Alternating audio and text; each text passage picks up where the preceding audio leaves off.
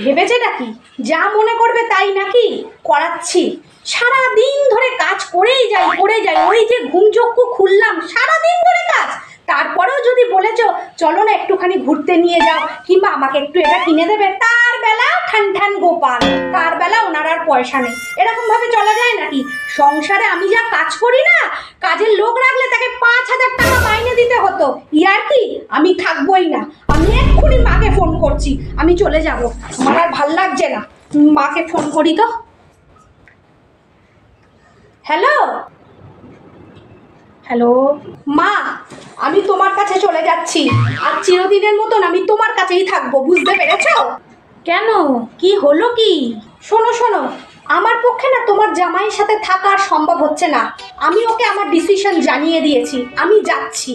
অশান্তি হয়েছে তোর সাথে জামাইয়ের, তা তুই মিটমাট করে নে। তা এখানে এসে আমার অশান্তি বাড়ানোর কি আছে বলতো বাপু? মানে মানে কিছুই না, তোর এখানে আসার দরকার নেই, ঠিক আছে?